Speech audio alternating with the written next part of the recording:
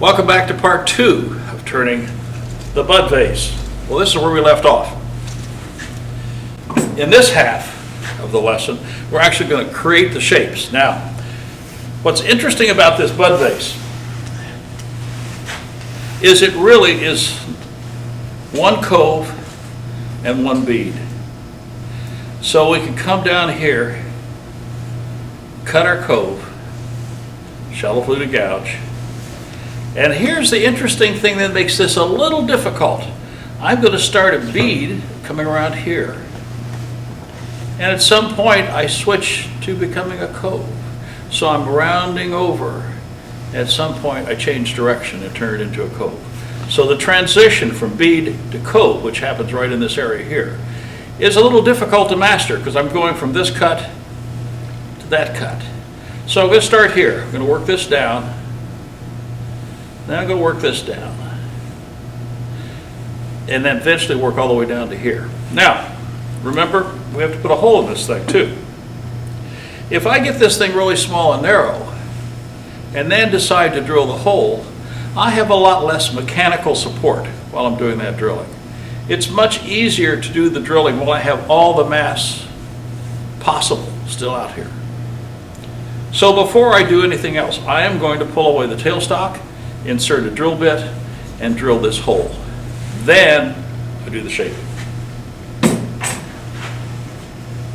The size of the hole is not too critical, but I picked a 3/4 inch drill bit, mounted it in a Jacob's chuck, and because the base is all the way down here, my bit isn't going to get any place near the bottom.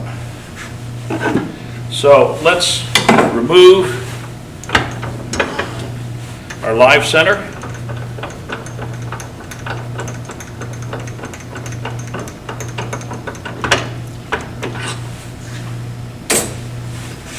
Insert our Jacob's chuck. Well, it's pretty long. I want to be sure this seats really well. That felt pretty good. So now I'm going to lock my tailstock down. Now I don't want to drill at the same speed I was turning. 1500 RPM. That bit is going to get hot. Wood's going to expand. This whole thing could bind up. So I'm going to take my speed back down to 500, which is what we've used for drilling in the past. Speed down to the lowest setting on this lathe, which is 500.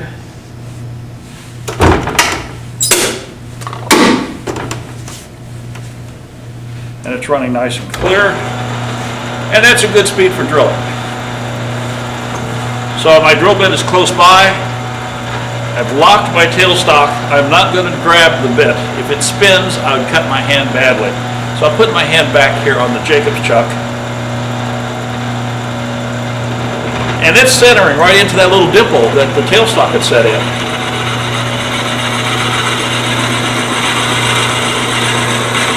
Now, depending on the power of your lathe, you have to take this in little short bites.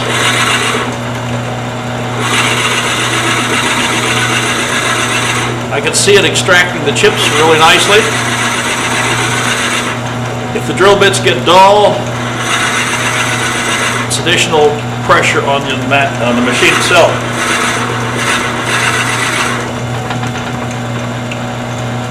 I back it out. I want to be sure that I'm extracting the chips.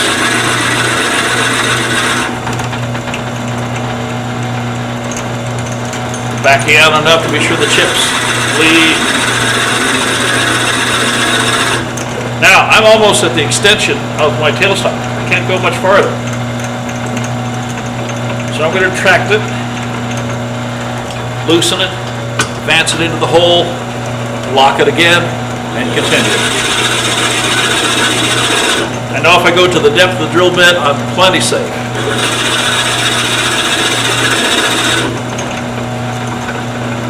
And you can see how the chips are beginning to pile up inside the flute of the tool. So I'm going to loosen it, pull it out, clean it, insert it.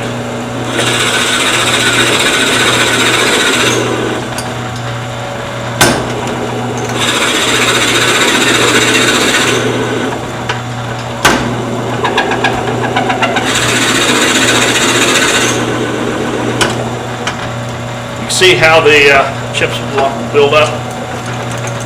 Back it up, advance in, lock.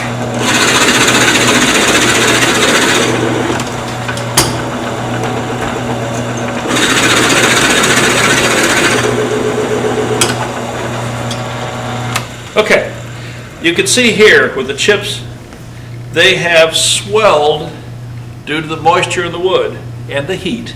And now they are actually proud of the flute here. So they could bind really easily. Let's take our drill bit out, we're done. Now because I have a hole here, I don't want to use this live center, it doesn't fit in here very well. This is the case where I'll use one of these fairly inexpensive aftermarket cones. It'll sit very nicely in that hole. So insert it, bring the tailstock up, lock it. Now we're back between centers. We're being held in the hole, nice solid alignment. Speed's got to go back up. And I'm still going to stick at my 1500 RPM, nice place to run. Seems to be doing fine for us.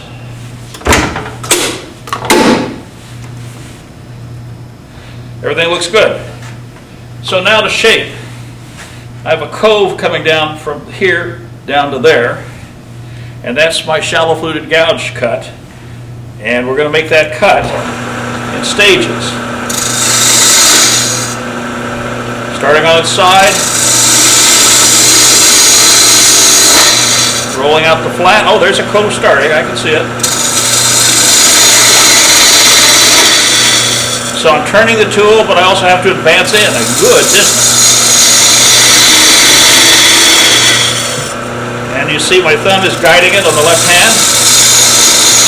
The right hand is rotating. Now I'm about 3/8 of an inch from the proper depth there. I'm a little farther this direction, so I've got to go more this way and less that way. Same cut.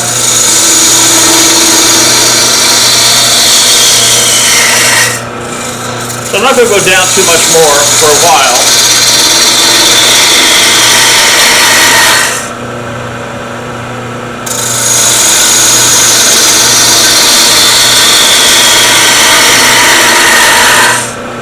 Now it looks about the same. So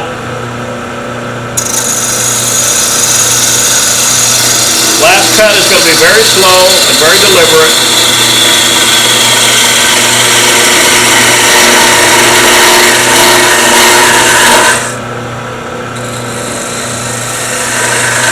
Actually, it's not the last cut. I'm not going to go any farther up because I don't want a sharp edge. I want a lip here.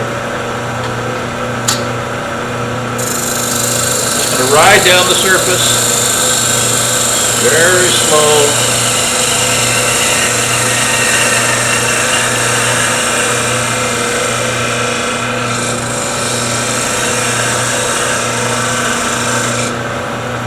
Good enough for now. I have a top edge here that needs to be cleaned up a little bit, but I'm going to do that later. I'm going to finish up my shape here. So now this is a cove here, but only from about halfway. So this is cove the other direction. So my hand is turning this way now.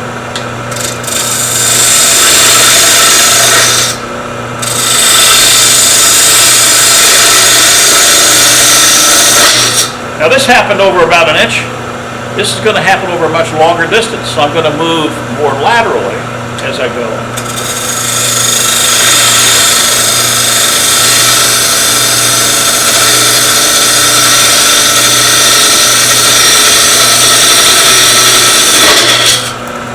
Take your time.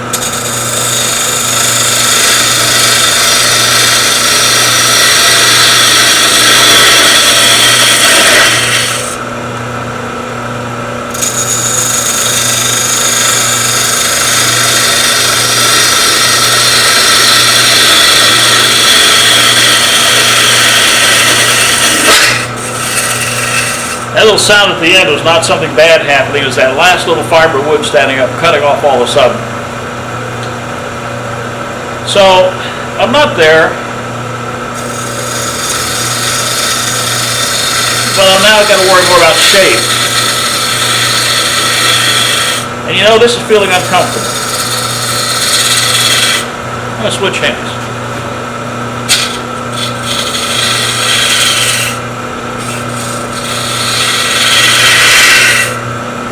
And I'm not making this all in one cut.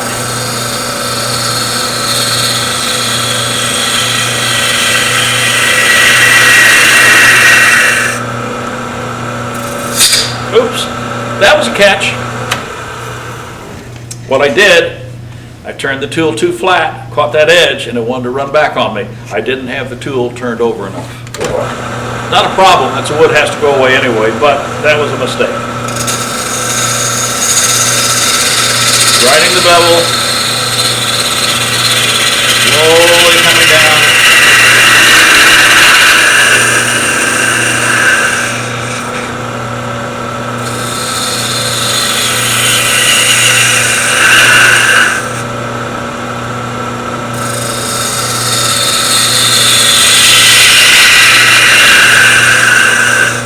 I'm not there yet, but you see the motion? A lot of motion in this. So I'm going to start the bead portion, get rid of this bump here, and then start finishing up. So now I'm going this way. It's a beading cut.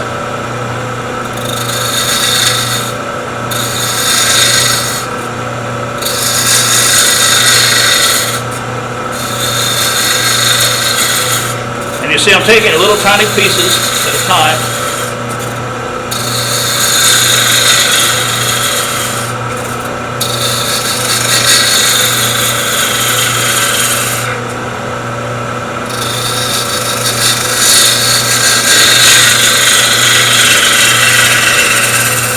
Well, I'm not there, but I'm getting closer. So I'm going to raise my tool rest just a little bit. I'll be happier that way. And because I'm turning into this area, I'm going to move it over so I can get inside this neck and get my tool rest closer. It'll give me a little bit more control also.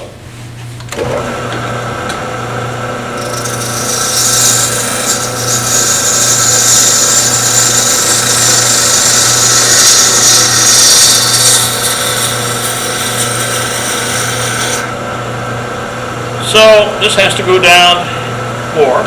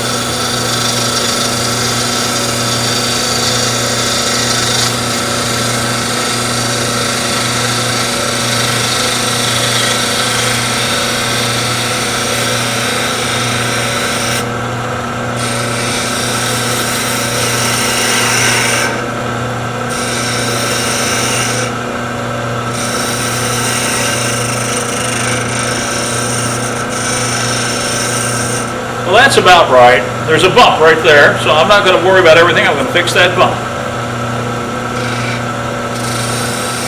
This is my cove.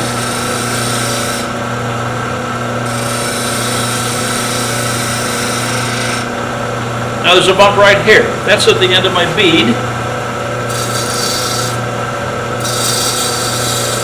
When you have problems with shape, don't try to fix everything.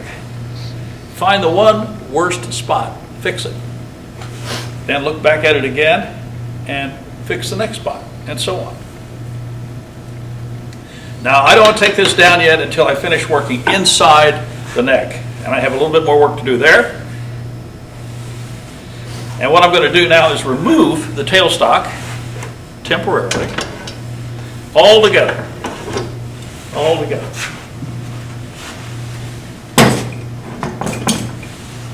And I'm going to move my tool rest around to the end. And I am now going to hollow this out using the shallow fluted gouge in a horizontal mode like this. And I need to be right at center line, and I can see from holding my tool here that I'm high. Got the tool rest down a little bit. Checking it, that's about right.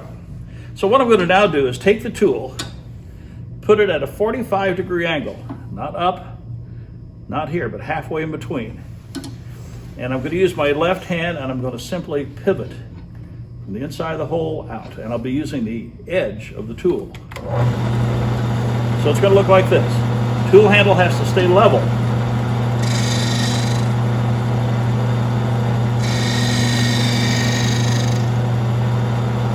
Advance in a little bit more.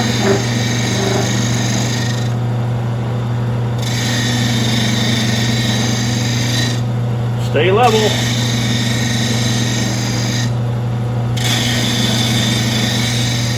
Now I'm going down into the hole, which means I have to pull out as I come around.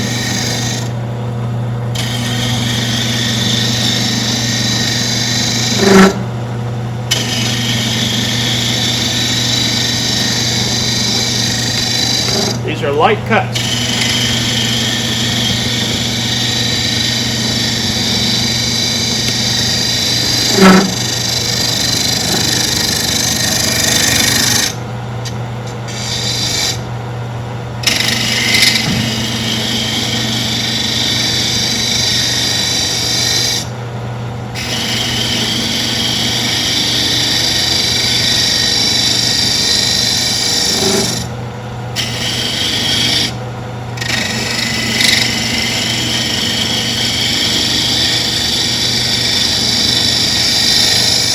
You hear a low-pitched noise every now and then. That's this wood vibrating. If you hear a high-pitched noise as this tool gets overpowered, that's the tool vibrating. So either case, I have to make adjustments. Lighter cut. Here. That's the tool. Too heavy a cut.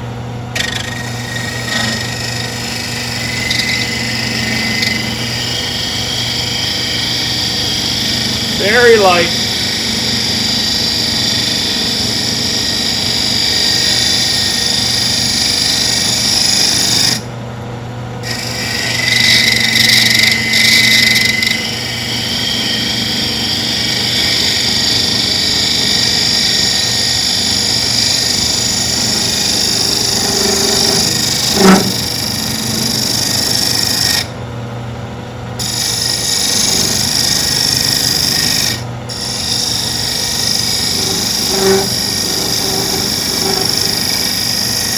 This end wasn't very square because we never squared it off in the beginning. So as I come out here, I'm squaring it off.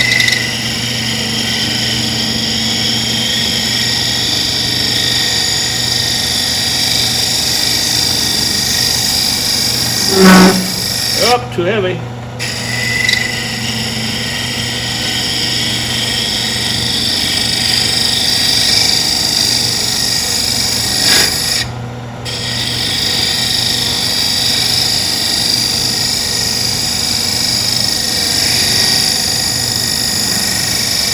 All I'm trying to do is get this down so that's continuous curve and that little shoulder is gone.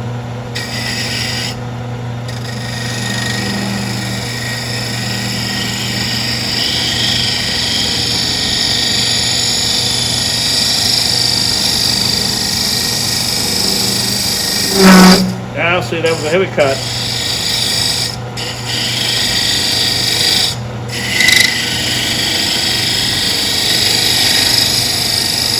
Get out towards the edge, I'm going to lighten up.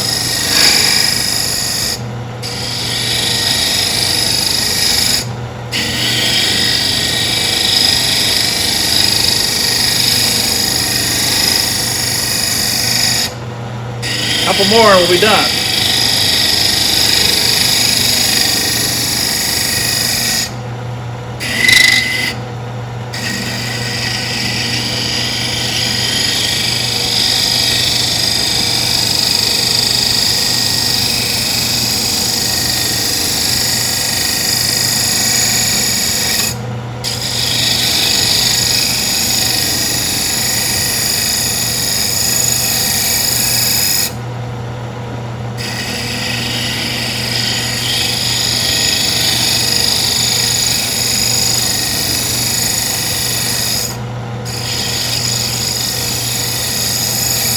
Now, I have a sharp corner here and I don't like that, so I'm going to come with the tool, lay it on its side and just touch that corner. I don't want a sharp corner. I could cut my finger on that and I don't want to do that. So now I've got several things I could be doing at this point. While I'm still like this, I could bring in my sandpaper and sand this to make it even smoother.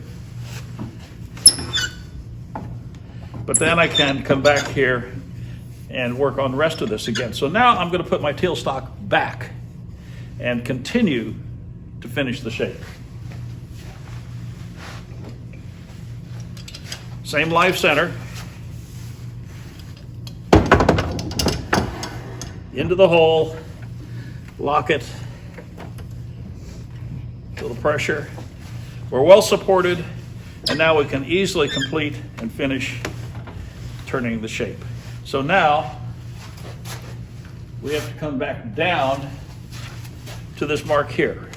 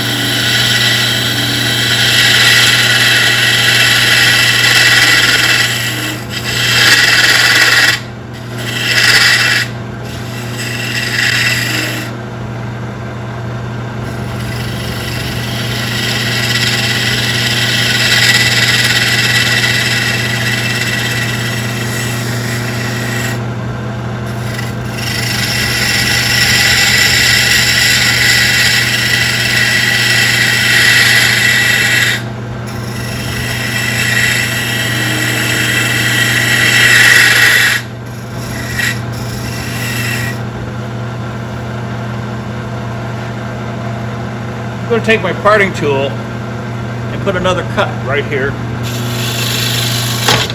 Oh! That's something that was a surprise. Did you see what happened? The tool rest, excuse me, totally came loose and it slipped. That means it was not locked as tight as I thought it was. As I started to make this parting cut, it put downward pressure on the tool rest and it caused it to slip. Fortunately, nothing happened other than a surprise.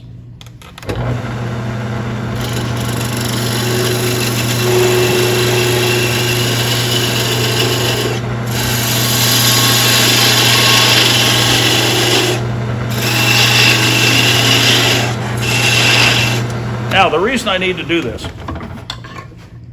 it looked like the curve was okay. I put the parting cut in to define where the bottom is, and I now can see that it wasn't quite perfect. There's a little bit of a roll there, and now that I've got that, I can clean that up.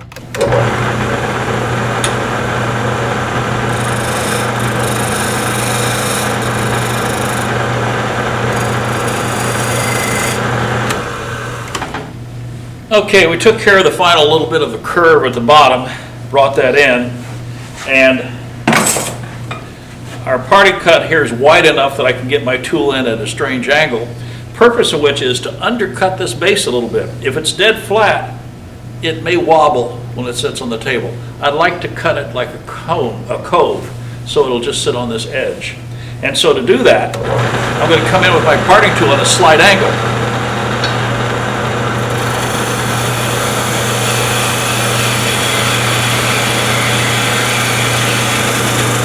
And I'm literally just using this edge of the tool, and I'm trying to make it a simple, complete, uninterrupted cut, so I have less bottom that needs to be sanded out later. So I've created enough room here to get in sand, maybe I'll create a little bit more.